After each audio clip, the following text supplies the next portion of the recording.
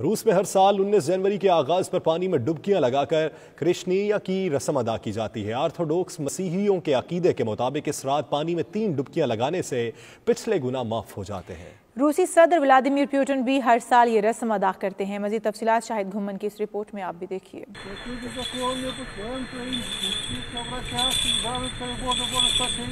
रूस में ऑर्थोडॉक्स मसीहियों के अकीदे के मुताबिक हर साल 19 जनवरी के आगाज पर दरियाए उर्दन के पानी में डुबकियां लगाने से पिछले साल के गुनाह माफ हो जाते हैं। इसे रूस में करशीनिया यानी गुनाह धोते हुए सलीब का निशान बनाना कहते हैं। रूस भर में ऑर्थोडॉक्स मसीहियों ने इस साल भी खुले आसमान तले यकबख्ता पानी में 3-3 डुबकियां लगाकर ये रस्म अदा की। ये अमल हर बच्चे को मसीही बनाने के लिए गिरजाघरों में भी किया जाता है। ऑर्थोडॉक्स मसीहियों के अकीदे के मुताबिक इस रात को दुनिया का हर दरिया, नदी, नाला दरियाए उर्दन का पानी बन जाता है, यानी मुकद्दस पानी बन जाता है, जिसमें 3 डुबकियां लगाने से साल भर के गुनाह धुल जाते हैं। कोरोना वायरस की वजह से मुल्क के अक्सर शहरों में इज्तिमाई तौर पर इस रस्म को मनाने पर पाबंदी आयद थी, लेकिन फिर भी रूस भर में इस अकीदे को मनाने वालों ने सर्द तरीन पानी में डुबकियां लगाकर इस रस्म को अदा किया, जबकि रूसी सदर व्लादिमीर पुतिन भी हर साल सर्द पानी में डुबकियां लगाकर करशीनिया की रस्म अदा करते हैं। शाहिद घुम्मन, 92 न्यूज़, मॉस्को, रूस।